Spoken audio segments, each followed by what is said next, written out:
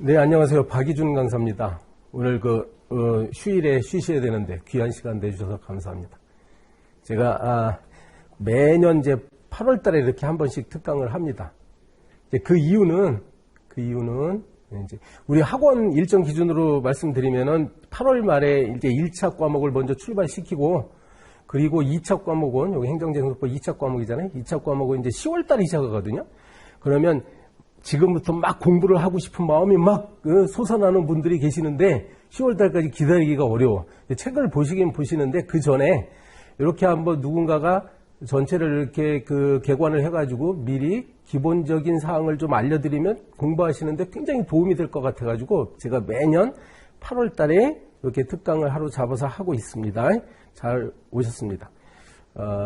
먼저 확인할 거는 이제 제가 여기 특강 공고 낼 때는 수강 대상자를 처음 이제 막 공부 시작하시는 분들, 그리고 법학에 대해서 별로 이렇게 공부 경험이 없으신 분들 대상으로, 특히 법학을 전공하셨어도 또 행정법을 아는 문제는 또 다른 문제거든요. 그래서 그런 것들을 좀 알고 싶어 하시는 분들을 대상으로 하겠다, 이렇게 공고를 내드렸는데, 혹시 여기 잘못 오신 분은 안 계시죠? 뭐 1년 동안 열심히 해서 다음 달에 우리 2차 시험 최종 정리하는 반으로 알고 오신 분은 집에 가셔도 됩니다. 그분들은 오늘 할 것들 이미 다 알고 계신 분들이. 네. 제가 작년까지는, 오늘 이제 여러분 자료 나눠드린 목차를 첫 페이지에 쭉 목차를 한번 보실까요? 제가 그동안에는 여러분의 수준을 조금 낮춰봐가지고, 여기 목차 기준으로 보면 챕터 1 있죠? 맨 위에 있는 거. 그것만 갖고 했어요. 작년까지는. 오늘, 금년에 처음으로 시도를 제가 해보는데, 사실은 챕터 1 하는 것도 이것도 만만치가 않거든. 네. 그것만 그것만 다 아셔도 훌륭합니다만, 이왕이면은, 요즘 세상이 굉장히 시간이 빠르게 흘러가죠. 예. 그러다 보면 이제 조금이라도 한 발자국 더 나가야 될 것 같아가지고, 오늘은 그것뿐만 아니라 행정쟁송법 전반에 관해서 제가 설명을 드리려고 합니다. 아셨습니까? 그래서 굉장히 오늘 끝까지 좀 힘드시겠지만, 여기 강의 수강하는데 익숙하지 못하신 분들은 좀 6시간 동안 힘들긴 하겠지만, 제가 힘들지 않도록 재밌게 잘 할게요. 그래서 이 6시간 잘 여기 투자를 하시면은요, 굉장한 도움이 될 거라고 저는 생각합니다. 그렇죠? 이거 혼자서 공부하게 되면 몇 개월 걸립니다. 행정쟁송법. 예, 사실은 우리 이건 비공식 일정이잖아요. 이거는 오늘 하는 거는 이제 공식적으로 GS 연기가 이제 10월부터 시작되면 10월, 11월, 12월 한 3개월 동안 할 내용을 오늘 압축해가지고 강의해 드리는 거예요. 그러면 이제 집에 가셔가지고 당장 내일부터라도 행정쟁송법 읽어 나가시는데 도움이 될 겁니다. 도움이 될 겁니다. 도대체 여기서 다루는 내용이 무엇인지 정도는 아시는 게 좋아요. 그러면 읽는 속도가 빨라질 거예요. 아니면 여러분 처음부터 그냥 혼자 하면은 한 페이지 책, 제가 요 기본서거든요. 제가 요거 갖고 이제 10월부터 강의를 할 건데, 요거 이제 물론 개정판 나옵니다. 그래가지고 이게 한 페이지 읽는데도 30분씩 걸려요. 중요한 거는 이제 혼자서 공부하더라도 언젠가는 합격해요. 시험이라는 거는. 그죠? 기본적인 머리 있으시잖아요. 혼자서 합격하는데 한 3, 4년 걸릴걸? 3, 4년 걸릴걸? 여러분 이제 우리 학원 강의에 꼭 등록하시라는 얘기는 아니고, 등록하신 분도 계실지도 모르겠는데, 그래서 이제 독학해도 되는데 학원에 이게 도움을 좀 받으실 필요가 있어. 그래서 강사가, 저의 과목뿐만 아니라 강사가 중요한 부분들을 이렇게 짚어주는 거예요. 예, 시험에 나올 수 있는 중요한 부분들, 맥락을 잡아가지고 그 부분을 잘 들으시면, 사실은 이 전체 교과서에서 시험에 안 나오는 부분들도 있거든요. 근데 이제 뭐가 중요한지를 알아야 되니까 그 강약을 조절해가면서 공부하셔야 됩니다. 진짜예요. 이 방대한 다른 과목은 더 심각해요. 그나마 저는 우리 학생분들에게 행정쟁송법 그나마 쉬운 과목이라고 늘 말씀드리는데, 진짜예요. 쉬운 과목인데, 노동법이나 그 다음에 인사노무관리 같은 거, 인사노무관리는 사회과학이잖아, 사회과학. 법학이 아니라, 그 과목도 만만치 않습니다. 많지 않습니다. 혼자 많은 방대한 영역에서 시험 문제가 다 나오는 게 아니에요. 아시겠습니까? 시험이 출제될 수 있는 부분들이 있으니까, 여러분 아무쪼록 이게 도움을 받을 수 있는, 또 학원 강사뿐만 아니라 그러니까 외부로부터 도움을 받을 수 있는 그런 태도로 공부하셔야 돼요. 혼자서 다 하겠다는 생각하시면 안 돼요. 맞습니까? 네. 그 다음에 이제 그리고 이제 우리 1차 과목, 노무사 시험에 1차 과목하고 1차 과목에 4과목인가? 4과목, 5과목, 4과목 있죠? 그 다음에 2차 과목에 이제 필수 과목 3과목하고 선택 과목 1과목. 우리 행정제도 보면 필수 과목이라는 거 아시죠? 그래서 2차 과목만 말씀드리면 이제 우리 노무사 시험 과목을 그렇게 배치한 이유가 바로 노무사 시험 합격하셔가지고 여러분 영업을 하실 때 직접 간접적으로 필요한 지식을 미리 이제 공부를 해둬야 되므로 그런 과목을 배치해 놓은 거죠. 그런데 상대적으로 요 행정쟁송법은 여러분 업무 하실 때 많은 비중을 차지하고 있지는 않아요. 사실은 않습니다. 여러분 주로 다루는 것이 이제 노동사건 다루게 되죠. 사용자와 근로자 간의 막 권한과 의무를 다투는 그런 사건에 개입해가지고 여러분이 이제 도움을 드리는 건데 그분들한테 행정사건을 여러분 실제로 이제 노무사 개업을 했을 때 과연 행정사건을 다루는 일이 많지는 않다고 저는 들었어요. 현재 있는 노무사님들 말씀 들어보면 그렇습니다. 그럼에도 불구하고 왜 이 과목을 집어넣느냐? 그 이유를 먼저 아셔야 될 겁니다. 그죠? 말씀드릴게요. 간단히. 왜 행정쟁송법이 들어갔냐? 처음부터 이런 말씀들이 이제 또 이해가 되실런지 모르겠는데, 원래 이게 노무사는 민사관계를 다루는 직업이잖아요. 민사관계. 근데 행정쟁송법은 뭐라고? 행정사건 다루는 거라고. 거기서부터 이상하긴 하죠. 그런데 이게 관계가 좀 있습니다. 약간 관계가 있습니다. 여러분 이제 아주 쉽게 말씀드리면 어떤 근로자가 회사로부터 부당한 어떤 처우를 받았다 이거야. 아주 심한 경우는 부당해고까지 당하죠. 그랬을 때 부당해고를 갖고 봅시다. 부당해고 당한 어떤 A라는 근로자가 이거를 다투는 방법은 크게 두 가지가 있습니다. 크게 두 가지가 있습니다. 대표적인 게 민사소송으로 가는 거예요. 처음에 민사소송으로 가면 됩니다. 무조건 그냥 민사법원에다 소송 제기하는 거예요. 그래서 뭐 부당해고, 뭐 무효 확인의 소송 이런 거 제기해가지고 판사로부터 이게 이제 그런 판결을 받으면 돼요. 회사가 지금 부당하게 이 사람 해고했다. 징계 사유도 없는데 해고했다. 그런 판결을 받아내면 이기는 거고, 그러면 복직이 되는 거죠. 그게 이제 일반적인 방법이라고 볼 수 있는데, 두 번째 방법이 있습니다. 그래서 옛날에는 없었던 제도가 이제 언젠가 생겼어요. 이제 20세기에 들어와가지고 이제 사회복지국가가 이제 전개되면서, 그죠? 사회국가가 전개되면서 이제 각 국가가, 그래? 그럼 국가가 요 근로관계에도 적극적으로 개입해야 되겠다는 생각을 한단 말이에요. 여러분, 노동법 시간에 배울 거예요, 지금. 옛날에는 이제 이 근로자와 사용자의 관계를 오로지 사법 체계로만 해결을 했단 말이야. 이게 민사관계로만 해결했어. 그러니까 개인과 개인의 문제로만 해결했어. 아시다시피 이제 회사에 비해서 근로자는 굉장히 사회적 지위가 열악하죠. 힘도 약하고 정보력도 부족하고. 그러다 보면 여기서 공평한 게임이 안 된단 말이야. 오로지 민사소송으로만 이걸 다루게 되면 공정한 게임이 될 수가 없어요. 그죠? 따라서 국가가 적극적으로 근로자를 보호하기 위해서 어떤 제도를 만들어냅니다. 그것이 바로 국가가 해결해 주겠다 이거야. 행정기관에서 이걸 다루어 주겠다. 행정기관에서. 알겠죠? 그 행정기관이 만들어졌고 그게 바로 무슨 제도입니까? 바로 이제 뭐 명칭은 다 다르겠지만 우리나라는 노동조합 및 무슨 법이 있죠? 노동관계조정법이 있어가지고 지방노동위원회라는 제도를 만들었습니다. 우리나라로 말하면 바로 여기 바로 청계천 건너에 어디죠? 지방고용노동청 있죠? 바로 여기 있습니다. 근로자가 부당해고를 당하면 여기에다가 신고하면 돼요. 노동청에다가 노동청은 행정기관이에요. 행정기관 여기에 대한 신고를 합니다. 구제해달라는 거죠. 내가 억울합니다. 국가가 나서서 구제해주세요. 이거에. 자, 그렇게 되면 이제 지방노동위원회라는 게 열리는 거예요. 지방노동위원회에서 1차적으로 심사합니다. 1차적으로 심사합니다. 이제 전문가들이 모여가지고, 이게 부당해고 사건인지 심사한다고.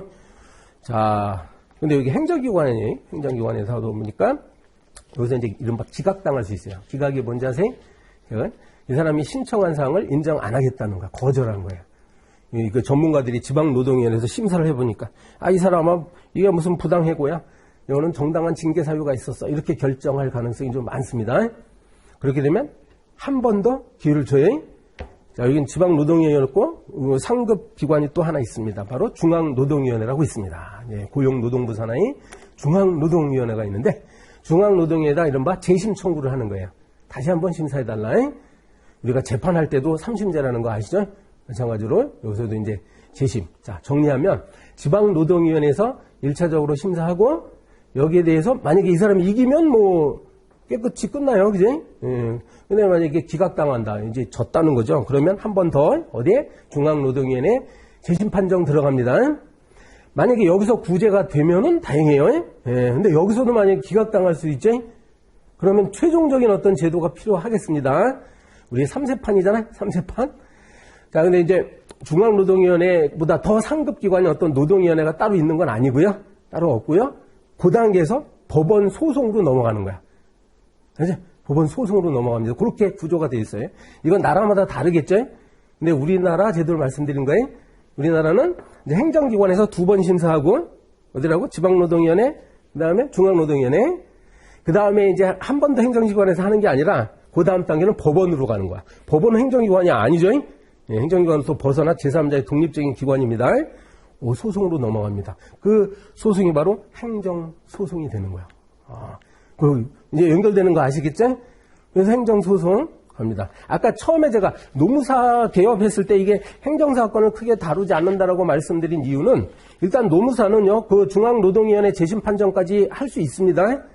근데 그거는 굳이 뭐 행정사건이라고 굳이 명명을 할 필요도 없고, 뭐 굳이 말하면 행정사건이라고 할 수는 있는데, 그건 소송이 아니잖아요, 일단.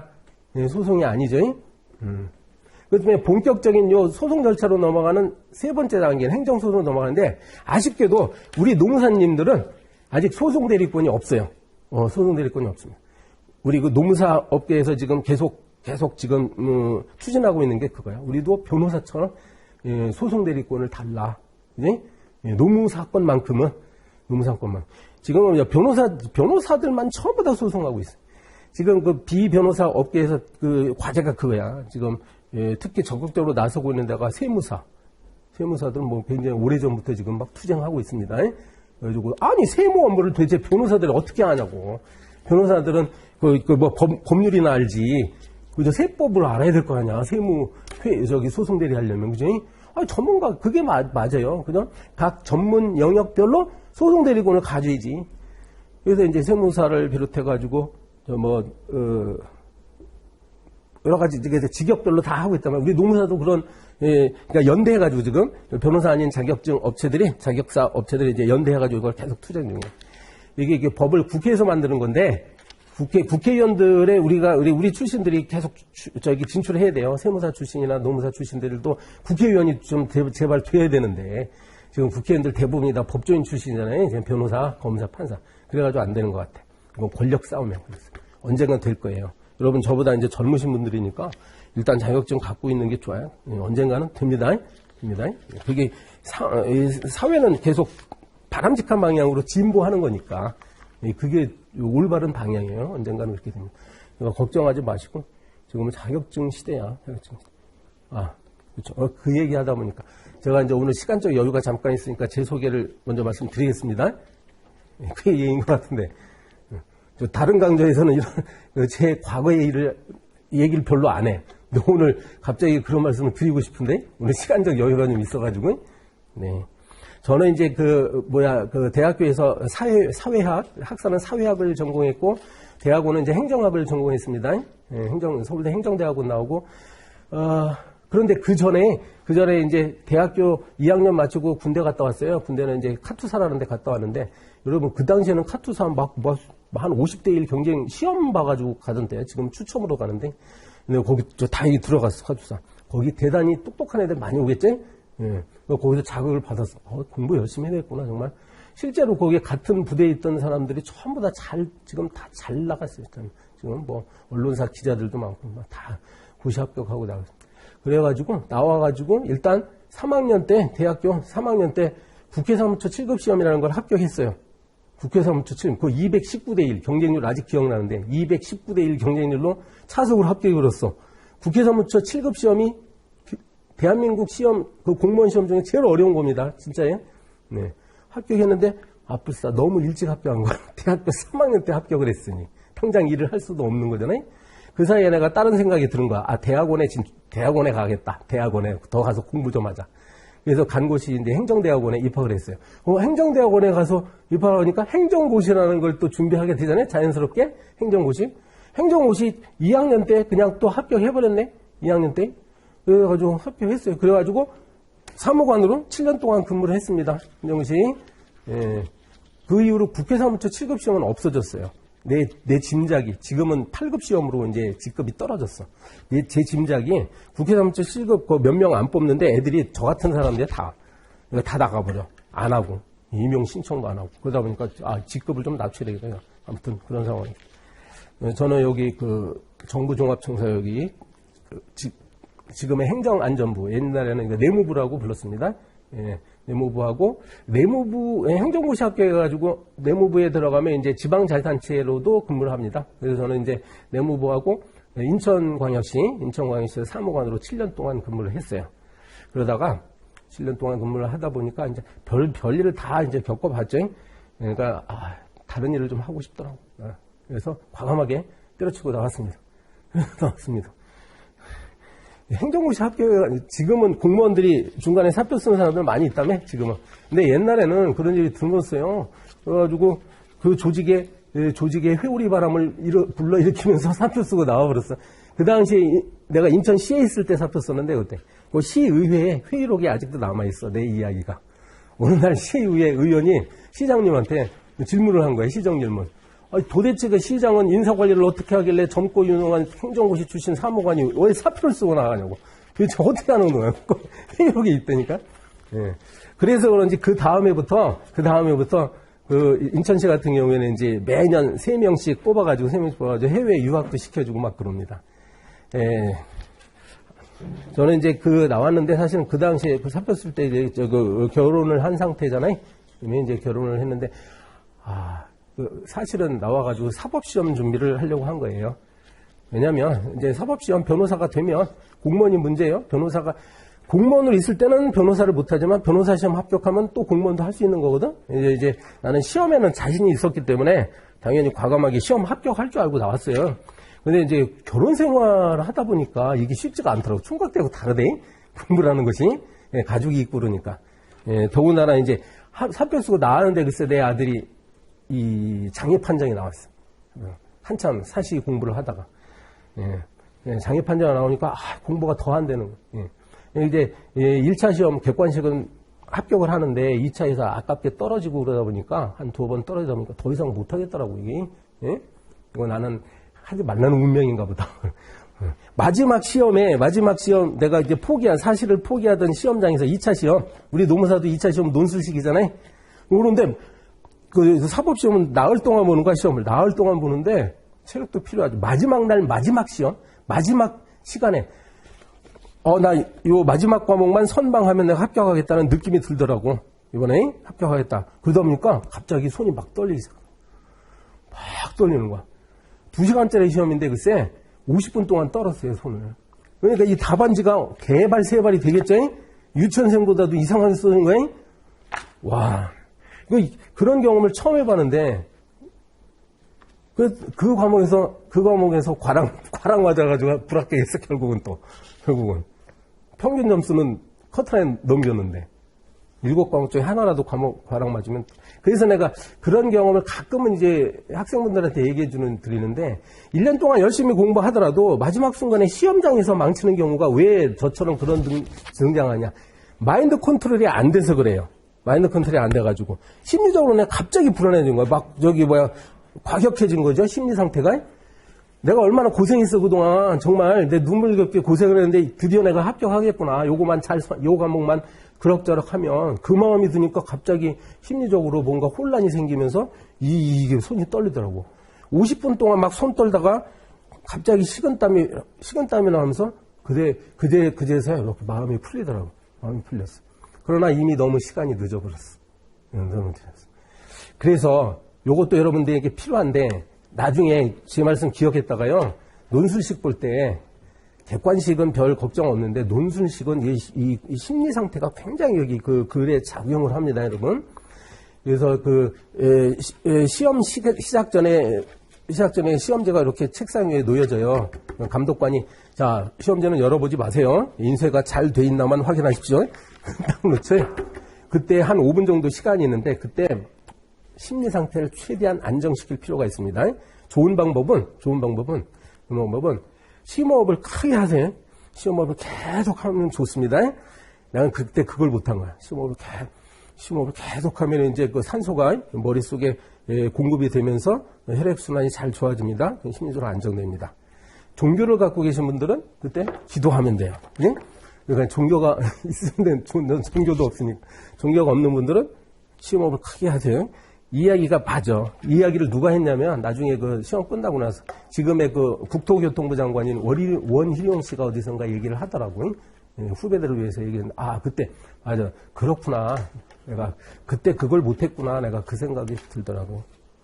이게 그러니까 이 시험에 합격한다는 거는 99%는 노력이에요. 열심히 노력하는데 운도 따라줘야 돼요.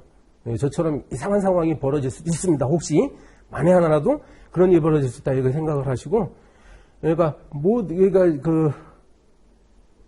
아무튼 마음속에서 오로지 합격하라 했다는 마음이 필요한데 잘 관리하시라고 제발 시험 전날에도 일찍 좀 잠을 들면 좋겠는데 그게 안 돼요. 그냥 잠이 안 오게 돼 있어. 누구든지 그렇게 되면 그래서 너무 걱정하지 마시고요. 남들도 다 똑같은 거니까. 말씀 길었습니다. 제 소개 말씀 드리다가 그래서 아무튼 그 이후로 그 시험을 포기하고 제가 이제 국가와 사회를 위해서 봉사하는 길이 뭐냐. 나의 재능은 여러분 책 연구하고 강의하고 이러는 재능밖에 없는 것 같아요. 제가 무슨 뭐 기술이 있는 것도 아니고. 그래서 그 이후로 지금 17년 동안 여러분 여기 학원가에서 종로, 강남, 신림동, 노량진 이런 데서 주로 행정법, 헌법, 행정학, 그다음에 기타 법학 이런 것들을 가지고 뭐 요즘은 이제 형법도 하고 있는데 어디선가 형법 이런 걸 가지고 쭉 강의를 하고 있습니다. 그래서 이제 미래를 위해서 준비하시는 여러분 학생분들을 위해서 제 재능을 이렇게 헌신하면서 살고 있습니다. 나름대로 괜찮은 것 같아. 이거 괜찮아요. 이게 자유직업이니까 아주 좋더라고. 여러분도 농사 시험 합격하시고 여기 그 개업을 하셔가지고 이렇게 어딘가 조직에 얽매이는 것보다 이런 거 좋은 거야. 자기 일을 하는 게 굉장히 좋다고 저는 생각해. 지금 100세 시대니까 그러면 몸과 마음도 건강해지면서 아주 좋다고 봅니다. 저는 지금 만족해요. 지금 이렇게 강의를 하는 이 생활이 만족스럽고 옛날에 공직에 있을 때 7년 동안 공직에 있을 때 그 생각이 가끔 생각이 나면 막 진땀이 흐르고 옛날에 이제 일을 하다 보면 제가 열심히 한다고는 했어요. 제가 능력이 부족한 것도 아니고 사표 쓴 이유가 능력이 부족해서 사표 쓴 건 아니에요. 말씀드렸지만 새로운 뜻을 품고 나왔는데 그럼에도 불구하고 7년 동안 그 조직 속에서 일을 하다 보면 너무 힘든 일이 굉장히 많은 거야. 어떤 때는 도살장 끌려가는 그 짐승들과 가축과 같은 그런 심정이 될 수도 있어요. 왜냐하면 일이 잘 안 풀릴 때가 많거든. 안 풀릴 때가 굉장히 많습니다. 자, 아마도 제가 그 이후에 강사로서 이런 행정법이나 이런 과목을 강의하도록 운명이 지어지게끔 하기 위해서 내가 공무원 시험에 합격했던 것 같아요. 이렇게 돌이켜서 생각을 해보면 제가 여기 내무부에 있을 때는 이제 기획실에 있었는데 기획 업무는 여기에 별로 도움이 안 되는 것 같아요. 행정법에 도움이 안 되고 지방자치단체에 있다 보면 법을 집행하는 곳이거든요. 거기는 일선에서 법을 집행하다 보니까 그 경험이 제가 강의를 하는 데 있어서 굉장히 도움이 많이 됩니다. 정리를 하면 아무튼 제가 이제 그런 경험이 있기 때문에 누구보다도 이 행정법 개통의 이 과목은 여러분께 잘 말씀드릴 수 있어요. 이해할 수 있도록. 알겠습니까? 네. 그래서 이제 저는 이제 그 경험이 있다 보니까 행정의 경험이 있다 보니까 쉬운데 여러분 이제 그렇지 않죠. 그래서 할 수 없어요. 최대한 감정이입을 해가지고 책을 보셔야 돼요. 내가 만약에 여기서 등장하는 시장이다. 영업정지 처분 내는 시장이다. 아니면 나는 여기 그 영업정지 처분 받은 상대방 사장이다. 이렇게 생각을 하셔가지고 왜 이런 일이 벌어졌을까? 그럼 나 같은 경우는 어느 정도 억울하겠다. 야, 이걸 어떻게 다투야지? 이런 감정이입을 해가면서 머릿속에 그리셔야 돼. 그래야 됩니다. 다른 과목도 마찬가지예요. 인사노무관리 공부하실 때도 여러분 내가 사장이라면 인사노무관리 담당한 요 과장이라면 우리 회사 요 상황에서 어떤 정책을 펴야 되는 것이 좋을까? 내가 요 상황에서, 요 회사와 같은 상황에서 근로자라면 어느 부분에 애로사항이 있겠구나, 이런 생각을 하면서 책을 읽으셔야 된다, 이게. 책을 평면적으로 읽으면은, 이게 이제 보통 점수밖에 안 나옵니다. 말하자면 제가 시험의 선배로서 감히 이렇게 말씀드린 겁니다. 그렇죠? 그러면 자료 다 갖고 오셨죠? 그러면 처음에, 벌써 30분이 흘렀네? 처음에 제가 하고자 하는 거는 행정쟁수법 본격적으로 들어가기 전에 여러분 민법, 우리 시험 과목의 민법 같은 경우는 1차 객관식으로 민법이 있고 2차에 이제 물론 선택 과목입니다만 민사소송법이 있거든요. 이렇게 서로 다 연결되어 있어. 노동법도 1차에 객관식 시험이 있고 2차에 논술 시험이 있고 다 연결되는데 행정법은요. 이게 행정쟁송법이 느닷없이 2차 시험에 그냥 그것도 필수 과목으로 들어가 있네. 이게 사실은 객관식 시험으로 1차에 행정법이라는 과목이 있으면 좋을 것 같아요. 행정사 시험 같은 경우는 그렇게 되어 있습니다. 행정사는 1차에서 행정법 시험 보고 그 다음에 2차에 가가지고 논술식으로 보고 이렇게 하는 게 맞지. 그지? 그러다 보니까는 이게 약간 좀 부족한 부분이 있어요. 행정쟁송법? 이거 처음부터 갑자기 소송 절차를 공부한다는 게 말이 돼? 그렇지 않아. 이건 바람직하지 않습니다. 행정법의 기본적인 용어 정도는 알아야지. 그리고 행정법이 어떤 분위기를 갖고 있는지, 어떤 체계를 갖고 있는지 아실 필요가 있어가지고 제가 한 1시간 정도 소개를 드리려고 하는 겁니다. 그 취지 아시겠죠? 네. 그래서, 자, 여러분 이제 1페이지를 펴보시면, 그리고 이거 자료에 대해서 말씀드리는데, 제가 뭐 창세에 안 적어놨죠? 근데 이제 제목만, 대체적으로 그냥 제목만 적어놨는데, 이걸 만약에 내용을 충실하게 한답시고 내가 다 적게 되면 이거 100페이지도 넘어요, 자료가. 그럴 필요는 없고. 여기 이제 안 써있는 부분들은 제 말씀을 잘 들으시기 바랍니다. 그리고 마지막 잔소리 한 말씀만 드리면, 오늘 여기에 이제 오신 분들, 이렇게 말씀드리면 이상한 이야기가 될 수도 있겠는데, 오늘 절대로 무슨 어떤 지식을 여기서 담아가려고 할 필요도 없습니다.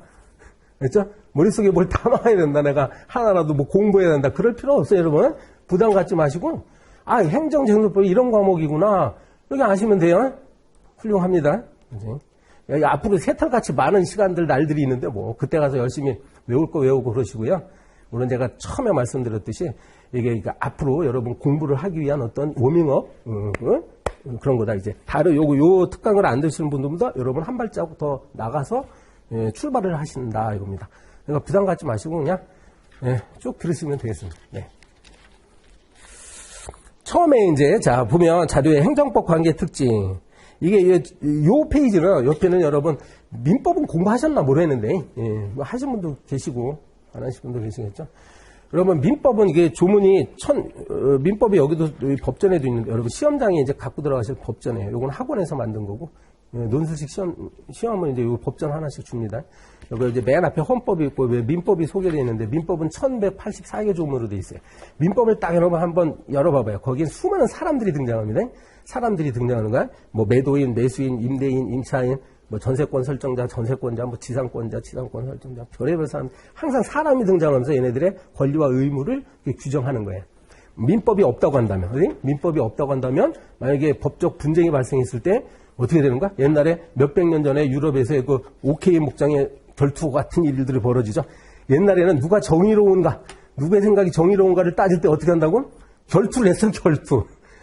옛날에 삼총사라는 유명한 그 소설이 있잖아요. 거기 보면 얘네들은 툭 하면은 결투해. 이렇게 말싸움 나죠? 말싸움 나오면, 이따가 1시에 저기서 교회 성당 뜰에서 결투를 해가지고 결투해서 이기면은 그 사람이 정의롭다라고 하느님이 심판한 거래. 말이 되는 소리야. 만약에 현대 문명사회에서 그런 일이 벌어지면 사회가 대혼란이 일어나죠. 따라서 누군가가 이렇게 외부에서 뭔가 기준이 필요한 거예요. 누구의 말이 옳은지. 이 권리관계가 실제로 복잡해요. 예를 하나 들면, 임차인이 다른 집 건물에 이제 새들어 살고 있는데, 만약에 수도관이 터져버렸어. 수도관 그 수리 비용은 누가 내야 되는 거야? 애매한 거예요, 그게. 만약에 그 법으로 안 돼 있으면 어떻게 되는 거야? 이게 발언권이 센 사람이 이기는 거지, 그지? 잘 모르는 사람이 지는 거지. 법으로 다 있단 말이야. 자, 그런 식의. 그런데 행정법 관계는 누구와 누구의 법적 문제예요? 개인과 개인의 문제가 아니라 국가와 국민의 문제다, 이거죠? 거기서 큰 차이야. 여기서부터 기본적인 문제가 발생해버리는 거예요. 국가와 국민 간의 관계. 아까 민법에서 말한 개인 간의 관계는 그나마 그래도 개인과 개인이니까 대등한 어떤 관계가 있죠. 대등한 관계가 있다. 많이 배우고 적게 배운 차이는 있지만 사람과 사람의 문제이니까 기본적으로 이제 평등한 관계에서 출발하는 건데 이상하게 국가는 그렇지 않죠. 우리보다 굉장히 우월적 지위에 있어요. 국가는 우리에게 권력을 행사하는 겁니다. 국가는 국민에게 권한을 행사하는 거예요. 국가는 아시겠죠? 많은 것들 하다못해 길거리에다 담배꽁초를 버렸다. 그러면 이게 사적인 행위가 아니라 국가가 이거 단속을 해가지고 5만 원 과태료 이렇게 딱 부과해 버립니다. 그거 과태료 부과하면 안 내고 배길 수가 있어요? 예? 난 내기 싫어. 내가 마음대로 담배 피우는 것도 내 자유인데 국가가 왜 간섭이 하냐? 이렇게 말할 수가 없습니다. 안 내면 어떻게 되는 거야? 내 재산에 강제 집행 막 들어오고 그럽니다. 그러니까 이렇게 보면은 국가는 기본적으로 권력을 행사하는 쪽이다 이게야. 그러다 보니 개인과 개인 간에 아까 말한 건물 임대인이 임차인에게 부당한 행위를 하는 것과는 비교가 안 될 정도로 국가는 국민에게 아주 큰 어떤 침해적 행위를 할 가능성이 큽니다. 침해적이 뭐예요? 침익적이고 해로운 행위를 할 가능성이 크죠. 국가가 실제로 하는 건 아니고 공무원들이 하는 거예요, 일은. 국가라는 건 무생물체니까 실제로 일을 하는 건 공무원들이 하는 거거든. 공무원이 어때요? 사람이죠. 저 같은 옛날에 이제 공무원은 사람들이었단 말이에요. 저는 정당하게 항상 일을 하려고 했지만 공무원들 중에는 그렇지 않은 사람도 있습니다. 부당하게 일처리를 하고 과실로 몰라서 공무원들이 무식해가지고 일처리를 부당하게 하는 경우도 있지만 공무원 중에 나쁜 사람들도 있어요. 법을 막 남용을 하고 함부로 국민을 대하고 그런 사람도 있단 말이야. 법을 자유적으로 해석해가지고 국민에게 막 피해를 주려고 하고 다 그렇다는 건 아니고 대체적으로 보면 90%는 공무원들이 법을 잘 몰라서 그래요. 법을 몰라서 국민이 피해를 보는 수가 많습니다. 근데 이번에 오송 지하차도 침수 사건 같은 거 보면 공무원들이 게으르고 그리고 고의적으로 잘못하고 이래가지고 국민이 막 피해를 보니 아무튼 그래서 특히나 행정법 관계가 민사 관계하고 굉장히 다른 점이 있다. 요거를 이해를 해야 돼. 이게 가장 기본적인 거예요. 그래가지고 사건이 등장하는 것들이 그 특징을 잡아내야 되는 거예요. 왜 이런 일이 벌어지지? 민사관계에서는 벌어지지 않은 일들이 벌어집니다. 그래서 별도의 민사소송법 말고 행정소송법이 필요한 거예요. 특수한 영역이니까 특수한 법 원리가 필요하죠. 그래서 소송제도가 행정소송제도가 별도로 만들어진 겁니다. 일단 요거 빨리 소개해 드릴게요. 행정법 관계가 민사 관계와 다른 점. 거기 보시면은 물론 위에는 행정의 법률 적합성, 행정은 항상 법률에 적합해야 되는 거야. 여러분 민법 공부하시게 될 텐데 민법은요 사적 자치 원칙이라고 있어. 사적 자치 뭐야? 개인들 간에 자유롭게 법률 관계를 맺을 수가 있는 거예요. 그죠? 돈을 빌려줄 때도 대출이자 같은 거 돈을 빌려줄 때 대출이자는 은행이 마음대로 정하는 거예요. 이유를. 물론 이제 최고 한도가 19%가 있지만 그 범위 안에서는 자유롭게 하는 겁니다. 임대인과 임차인 간에 계약을 체결할 때도 임대차 관계도 얼마든지 자유롭게 할 수가 있어요. 그런데 행정은 공무원들이 자유롭게 못합니다. 법에 철저하게 기속되어 있어요. 법을 준수하도록 되어 있습니다. 여러분이 주어진 이 법전 여기에 수많은 법이 등장하는데 이게 다 행정법이에요. 이게 전부 다 행정법이에요.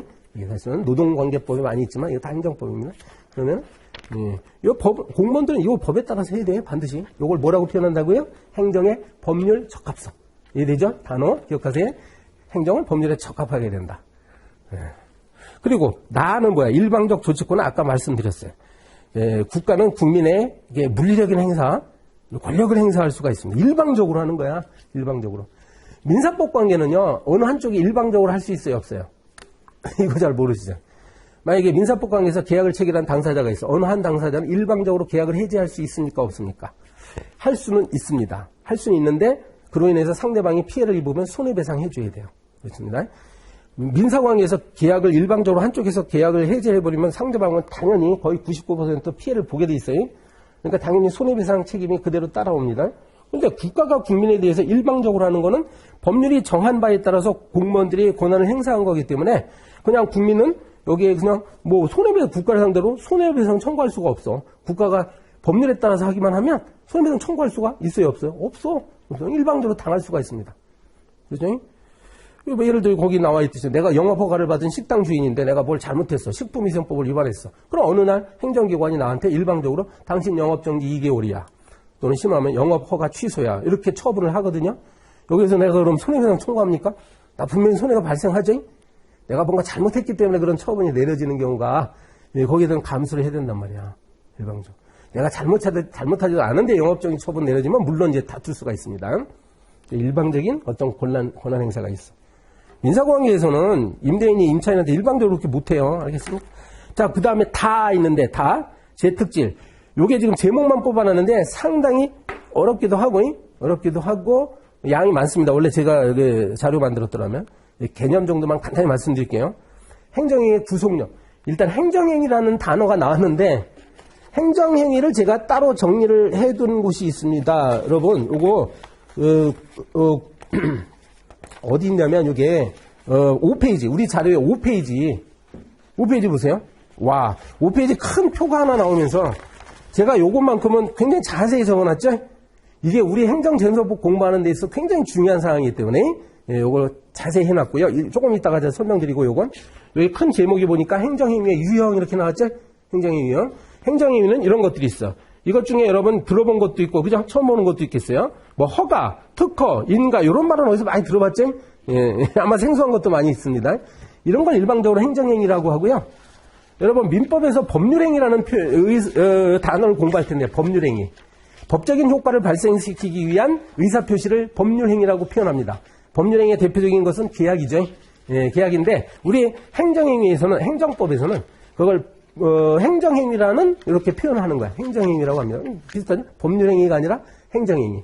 근데 이게 행정행위도 사실은 법률행위의 그런 특징을 갖고 있습니다. 법적인 행위이긴 해요. 그러면 다시 정리하면 행정행위라는 것은 뭐냐? 국가가 행정법적 효과를 발생시키기 위해서 국민에게 하는 어떤 의사표시를 행정행위다 이렇게 표현하는 겁니다. 아까 봤듯이 인가나 허가나 특허 같은 건 뭐야? 그런 행위를 하는 이유는 뭐지? 인가나 허가나 특허를 내주면 상대방 국민에게 어떤 권리를 부여해주고자 하는 어떤 목표가 있는 거야, 이게. 그런 의사표시를 한 거예요, 그러니까 국가가. 그런 의미입니다, 일단. 근데 이제 행정행위는 일방적으로 한다는데 이게 크게 큰 차이가 있는 거야. 이건 계약이 아니에요, 그죠? 예, 국가가 국민에게 일방적으로 하는 거야. 그래서 첫 번째 구속력이 뭐냐면 국가가 이렇게 행정행위를 하면 여기에 대해서는 행정청, 앞으로 행정청 또는 행정기관이라고 할 거예요. 그러면 여러분 서울시청이나 뭐 정부부처나 구청이나 이런 걸 떠올리세요. 구청장, 시장 이런 사람들. 자, 서울시장이 만약에 나한테 뭐 행정행위를 했어. 그럼 서울시장도 그 내용을 따라야 돼요. 자기 자체도 자기 자신에게 구속되는 거지. 걔네들이 나한테 만약에 영업허가를 내줬어. 그러니까 서울시장이 나한테 영업허가를 내줬으면은 내가 영업하는 거를 방해하면 안 되겠죠? 자기가 해놓고, 그지? 그러니까 행정청도 스스로 거기에 따라야 돼요. 그 구속력이건. 나도 만약에 이번에 또 서울시장이 나한테 영업정지 2개월 내렸어. 그럼 나는 그걸 따라야 돼요. 그죠? 그 기간 동안에 나 영업하면 안 되겠죠? 구속이란 말 기억하세요? 구속.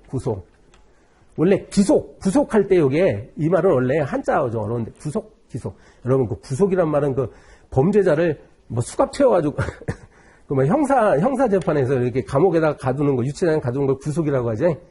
예, 그게 그 얘기하고 한자는 똑같은데 그 얘기는 아니고 이게 옛날에 이제 말에다가 굴레를 이렇게 씌우면은 말은 그 굴레에 구속되는 거야. 꼼짝 못하는 거야, 그지? 네, 그런 뜻입니다. 아무튼 따라야 된다. 영업정지 2개월이면 나는 2개월 동안 영업하면 안 돼요. 그게 구속력입니다. 자, 그 다음에 공정력이라고 있어요. 자, 그 사례를 갖고 계속 설명드릴게요. 영업정지. 영업정지가 내가 수업 시간에 가장 많이 말을 하는데 어느 강사도 마찬가지인데 이게 가장 전형적인 행정행위이기 때문에 그런 거예요. 그리고 많이 일어나는 일이고. 자, 내가 영업정지 1개월 받았다고 합시다. 영업정지 1개월 받았습니다. 근데 내가 식당 주인인데 영업정지 1개월 받았어. 근데 보니까 나한테 잘못된 위법한 영업정지 처분이라는 생각이 들었습니다. 나는 미성년자한테 술 판 적도 없어. 그런데 영업정지 처분이 부당하게 내려진 거야. 그럼 이거 다투어야 되겠죠? 그래서 앞으로 공부할 것이 행정심판, 행정소송 이런 제도를 우리가 공부하는데 자, 그래서 내가 행정심판이나 행정소송을 제기했다고 합시다. 그렇더라도 영업정지 1개월이 없어지지 않습니다. 이게 공정력이에요. 알았어요? 알았어요? 여러분 오늘 첫 시간이니까 이해하기 쉽게 그냥 이렇게 설명드리는 거예요. 정확한 나중에 시험 답안지에다가는 어떻게 용어에 입각해서 써야 되는데 정확한 용어를 써가면서 여러분 이제 이해되죠? 공정력은 뭐라고? 내가 행정행위를 받았어요. 근데 이게 아무리 위법하다 해서 내가 뭐 행정쟁송 절차를 제기하더라도 여전히 이 행정의 효력은 유지가 됩니다. 이 말은 뭐죠? 내가 오늘자로 행정심판위원회에다가 행정심판 청구를 한다 하더라도 나는 영업을 하면 안 돼요. 계속. 알죠? 예, 1개월 동안 영업하면 안 됩니다. 요게 공정력이에요. 그렇죠? 사실은, 이런 경우에 이제 억울한 사람이 있을 수 있기 때문에 보완 제도가 있긴 있어요. 집행정지 제도가 있습니다. 그래서 나중에 공부합니다. 그래서 이렇게 하는 거예요. 영업정지 처분을 받으면 내가 행정심판위원회에다가 행정심판 청구하고요. 바로 집행정지 신청도 하면 돼요. 집행정지 신청하면 위원회에서 자, 요 박희준이가 만약에 영업정지 1개월 받았을 때 혹시 나중에 이 영업정지 처분이 위법하다 해가지고 이 박희준이가 만약에 이기는 결과가 나오게 되면 이 박희준이가 회복할 수 없는 어떤 큰 피해를 입을 가능성이 있겠다. 이렇게 생각을 하면 집행정지 결정을 해줘요. 그렇게 되면 영업정지 처분의 효력이 스톱된다는 거야. 집행정지. 그럼 나는 영업을 계속 할 수 있습니다.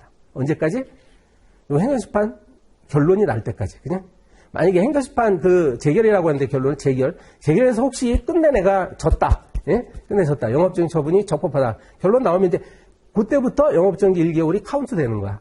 그때부터 영업 못 합니다. 예, 이렇게 처리가 됩니다. 이게 합리적으로 균형 있게 이런 제도를 만들어 놓은 거예요. 그쵸? 이게 아무튼 공정력입니다. 공정력입니다. 여러분, 우리 민사강에서 계약을 체결했는데 다음날 보니까는 당사자가 보니까 계약 체결이 잘못됐어. 잘못 체결한 계약이라 어떻게 되는 거야? 취소해버리면 그만이죠. 취소하면 됩니다. 그래서 상대방이 입은 피해를만 배상해주면 되는 것이고, 그 계약은 효력이 그냥 소멸해버려요. 이거하고 다른 점 알겠죠? 하자가 있다고 해가지고, 이거 바로 없어지지 않습니다. 행정행위는 계속 가는 거예요. 이게 필요합니다. 행정법 관계는 이게 사회 질서와 관련되기 때문에. 이거 만약에 공정력 없게 되면 누구나 행정심판 청구하면은요, 그럼 계속 행정심판 청구해놓고 그냥 영업하면 돼? 이거 안 되죠? 뭔가 제재를 해야 되니까. 자, 그렇게 처리가 되고, 불가쟁력이 있습니다. 불가쟁력. 여러분, 민법에서는, 민사관계에서는 이제 다툼이 있을 때, 여러분, 채권자가 채무자를 상대로 손해배상 청구를 민사소송으로 할 때 몇 년 이내에 하면 돼요? 네, 10년 이내에 하면 됩니다. 왜냐면 금전채권인 경우는 10년이니까, 소멸시효가 10년이니까, 10년 안에 하면 청구하면 돼요. 민법에서는 소멸시효라고 부르는데, 우리는 지금 행정소송 같은 걸 제기할 때, 그것도 기간의 제한이 있어요.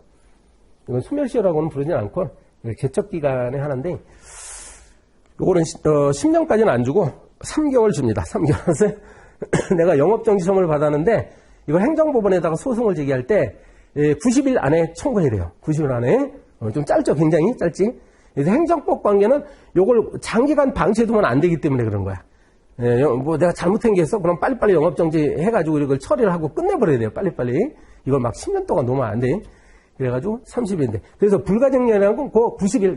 90일이 지나면 어때요? 다툴 수 없습니다. 불가쟁력 알겠죠? 예, 다툴 수 없다. 예. 불가변력이라고 있어요. 변경할 수 없다. 그 뜻인데. 요거는 이제 행정청 입장에서, 행정기관 입장에서, 이 경우는 이제, 함부로 행정청이 자기가 어떤 행정이유를 해놓고, 이게 함부로 막 손바닥 뒤집을 수 없어. 이게 불가변력이야. 그런 경우가 있어요. 그런 경우가 있습니다. 모든 것이 아니라 어떤 행위를 했다가 이게 다소 하자가 있다고 하더라도 행정기관이 스스로 이거를 바꿀 수가 없습니다. 그래서 변경할 수 없다. 이거는 드문 경우에 나타나는 효력이에요. 모든 경우가 아니라. 대표적인 예가 바로 합격자 결정을 취소하는 문제. 여러분 혹시 내년도에 이제 우리 노무사 시험은 아주 특이하게 면접 시험까지 있어. 우리 시험은. 이상하게 자격증 시험이. 이거 언젠가 없애야 되는데. 면접 시험. 물론 이제 형식적으로 합니다. 우리 시험인데.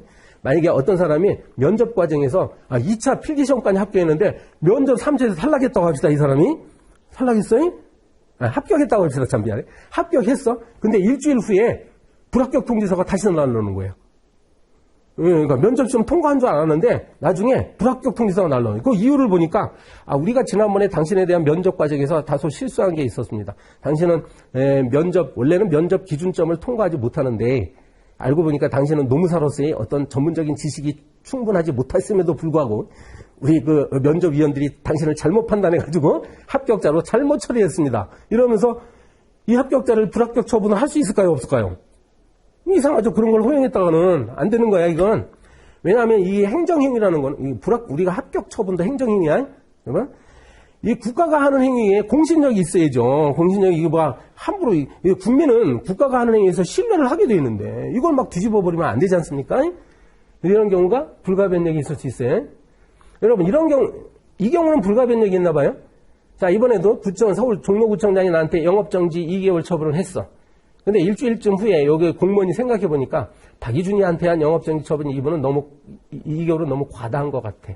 이 생각했습니다. 그래서 영업정지 처분은 영업정지 1개월로 바꿨다고 합시다. 이거 가능하겠습니까? 불가변력에 걸리는 겁니까? 이거는 괜찮습니다. 그죠? 변경할 수 있습니다. 보세요. 그러니까 변경할 수 있는 거예요. 원칙적으로는 행정위에는 변경이 가능해요. 그렇지만 조금 전에 말한 합격자 결정이나 또 우리가 앞으로 배운 행정심판위원회 재결 같은 건 함부로 뒤집을 수 없어요. 이게 불가변력이 있습니다. 우리가 민사관계에서 계약이라는 거는 변경이 가능해요. 왜냐하면 당사자끼리 합의만 보면 얼마든지 가능하죠. 이게 차이점이에요.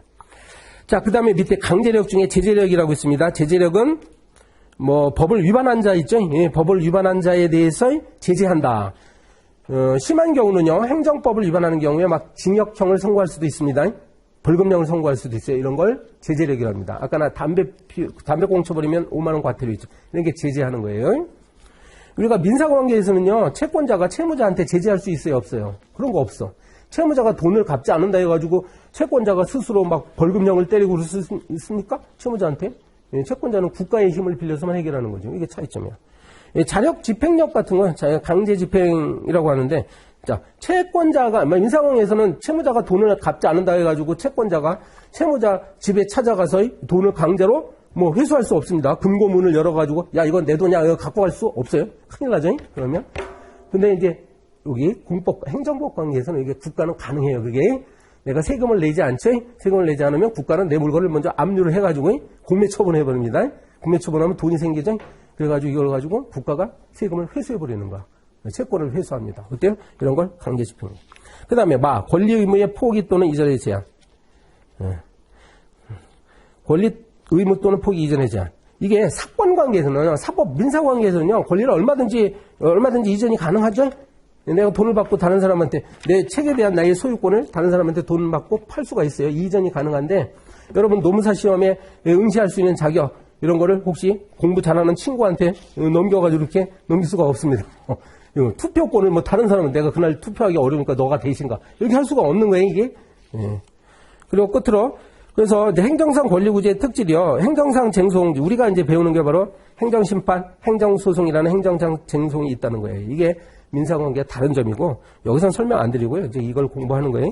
그리고 손해정보제도가 맨 밑에 이게 뭐냐면, 손해정보제도는요, 거기 이제 핵심 단어가 국가배상, 손실보상, 이런 말이 나오죠. 국가배상, 손실보상. 이게 민사법에는 없는 제도다, 이 말이야. 여러분, 민법에서는요, 민법에서도 당사자 간에 불법 행위로 인한 손해배상 청구할 수 있습니다. 그죠? 민사관계에서도 다른 사람이 나한테 불법적인 행위를 했어. 그럼 내가 금전적으로 손해배상 청구를 할 수 있습니다. 그거 어디다 한다고요? 민사법원에 다 한다고요. 민사소송. 근데 우리는 이제 국가배상 제도라는 게 따로 있어요. 물론 이것도 민사법원에 하지만 법 자체가 달라. 예, 국가를 상대로 할 때는 우리가 국가배상법이라고 있어요. 국가배상법이 정한 요건과 절차에 따라 가지고 민사소송 제기합니다. 이게 별도의 제도가 마련되어 있다는 뜻이고요. 그러다 보면 여러분 민법에서 배우게 될 그 불법행위의 책임 요건 같은 것이 약간 달라요. 우리 국가배상 사건은 약간씩 조금씩 다릅니다. 좀 다릅니다. 비슷한 것도 있지만 그런 걸 배운다는 거. 그다음 손실보상제도는 손실보상이 뭔데? 손실보상은요. 국가가 어떤 적법한 행위를 함으로써 내가 재산상 피해를 입었을 때 국가에 대해서 금전적으로 손실을 보상해달라 이렇게 청구할 수 있습니다. 크게 다른 점은 이 국가배상은 국가가 거기 위법한 행위를 할 때라고 돼 있죠. 그리고 손실보상은 국가가 적법한 행위. 자, 우리 시험 공부하는 데서 이게 제일 중요한 거예요. 그래서 내용을 자세히 쓴 거고요. 마지막으로 1페이지 맨 아래에 있는 것만 살짝 판서로 정리를 해드리고 좀 쉬겠습니다. 제가 오늘 말이죠. 한 45분 강의하고 15분 쉬고 이렇게 할게요. 첫 시간이라 조금 길어졌는데 여러분 처음부터 힘드시니까 이게 뭐냐면 1페이지 맨 아래에 있는 게 이런 내용이에요. 여러분 행정상 권리구제제도가 있습니다. 크게 보면 순서를 바꿔가지고 이쪽에다 할게요. 이렇게 바꿀게요. 손해전보제도가 있고 그 다음에 쟁송제도 이렇게 나눠집니다. 이 자료하고 순서가 바뀐 겁니다. 손해전보제도가 국가배상제도, 그 다음에 손실보상제도, 그리고 행정쟁송이 바로 행정심판, 행정소송. 이렇게 나눠진다고. 차이점은 지금 국가가 어떤 갑이라는 국민에게 뭔가 행위를 할 때, 이렇게 할 때 여기서 이제 국민이 뭔가 피해를 입었는데, 이 피해를 이제 구제해주는 그런 제도를 크게 크게 보면 네 가지 제도가 있는 것이고, 손해전보는 이제 돈으로 달라, 이게 금전. 알겠지? 예. 금전으로 배상 또는 보상해달라. 이 말입니다. 돈.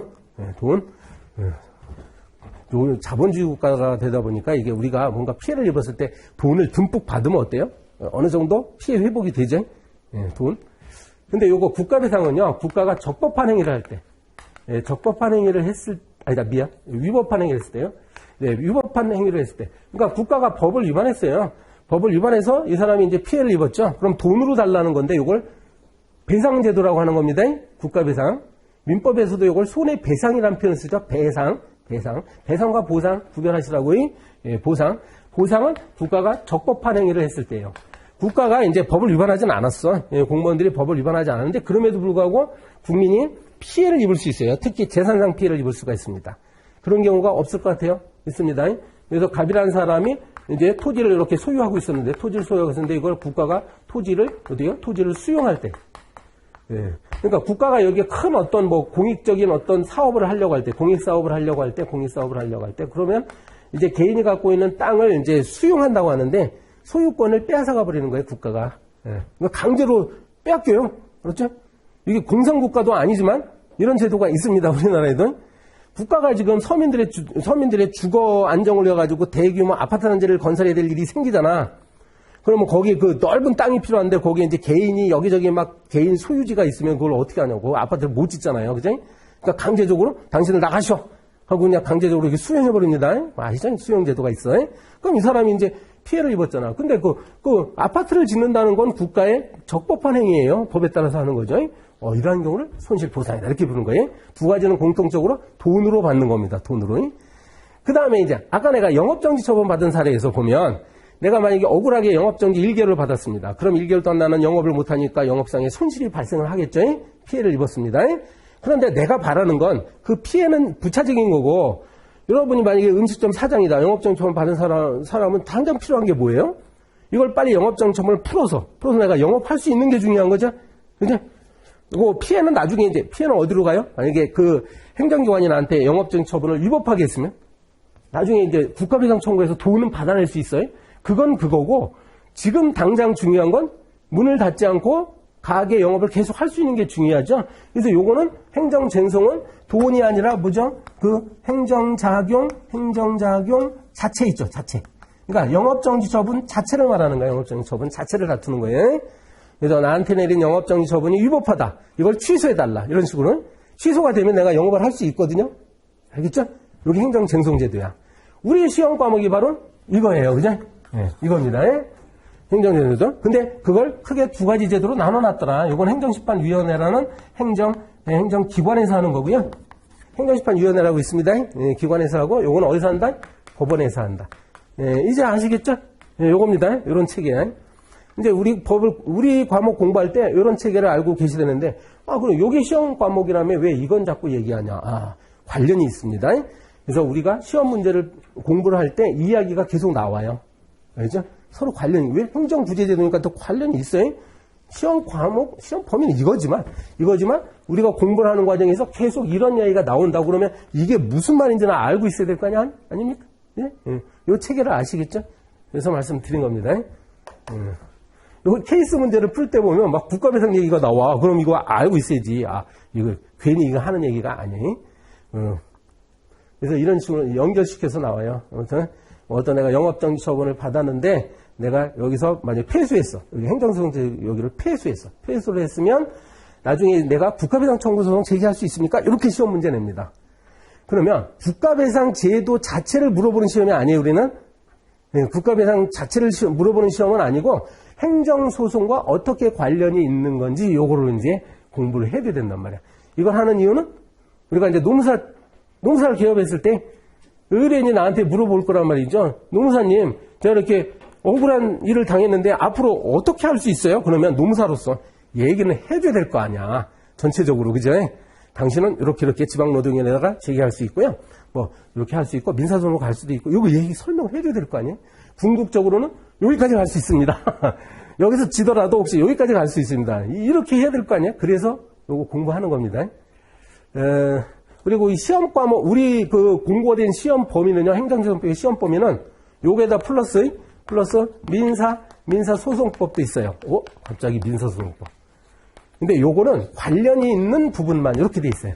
그러니까 행정소송과 관련이 있는 부분, 우리가 왜 그러냐면, 행정소송법 8조 2항에 보면, 이렇게 돼 있어요. 안 쓸게. 행정소송법에 규정이 없는 내용은, 그러면 민사소송법, 법원조직법, 민사집행법을 준용한다. 이렇게 돼 있습니다. 8조 2항에. 우리 행정소송법은 46개 조문밖에 없어요. 우리 조문이 46개 조문. 행정소송법은 재판에 관한 절차법인데, 이 소송 절차는 이미 민사소송제도가 마련되어 있기 때문에 이거는 법률수가 502개나 되어 굉장히 많습니다. 그러니까 이게 일반적인 소송 절차가 여기 다 있어요. 민사소송법에. 그러니까는 행정소송법은 8조 2항 요거 한 줄만 딱 이걸 둠으로써 행정소송법에 규정이 안 되어 있는 것들은 이것을 갖다가 끌어다 쓰는 거예요. 민사소송법을. 알겠지? 그래서 이렇게 된 거예요. 우리 시험 범위가. 행정소송과 관련된 민사소송법 규정 이렇게 되어 있는데 그다지 이렇게 많지는 않아요. 이 부분은 제가 이것도 다 공부한 사람이니까 여기에 대해서 이제 다 설명드리는 거예요. 오늘은 아마 설명드릴 일이 그렇게 많지는 않을 거예요. 한 군데 정도 나오긴 할 것 같은데 오늘. 1교시 1시간 동안에 그래도 많이 말씀드렸네요. 여러분 좀 쉬었다가 하겠습니다. 몇 분에 만날까요? 네, 15분에 만납시다. 11시 15분에 만납시다.